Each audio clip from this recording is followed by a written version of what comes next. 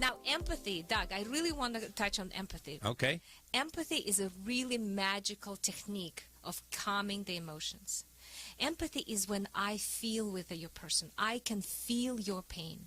I can feel your what's happening with you. I can hear what you hear. I can see what you see, and I can feel in your heart what you feel in your heart.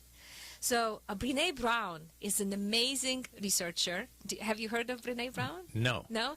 She does research on shame, and she said that when people feel shame, the best cure is empathy. One CEO shared with me that when he would go to board meetings and he would share his reports, board members would just attack him and make comments that would really make him feel embarrassed. And he left that company because of that. Just being shameful and putting somebody on the spot is very, very painful experience. So how do you recommend a board deals with that? Okay, there is obviously going to be management bringing bad reports occasionally to a board, and the board's not going to be happy about it.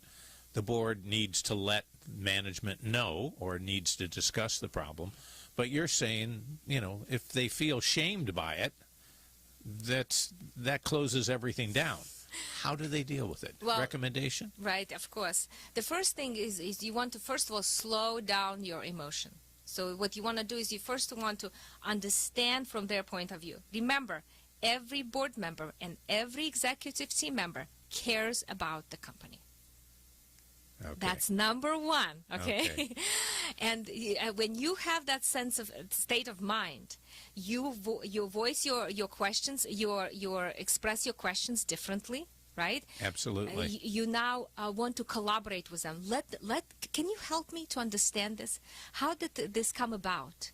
See, you're not saying, how can you do that? Don't you care about this? This investor? Don't you care about this problem? How can you let this happen? No, what you do is, can you help, Doc? Can you help me to understand this? So it's inviting them into the discussion. It's inviting them, yes. So they tell you what's happening with them. They can be honest if they made a mistake. One CEO, for example, I was at a board meeting, and we kind of got into the realm of the emotions, what's happening in their interaction pattern. And she said, and one board member says, you never can admit that you made a mistake.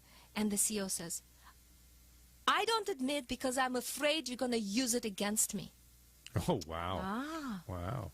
Now we got to the point of it. Once we can recognize, verbalize it, what is the fear, we can change the interactional pattern.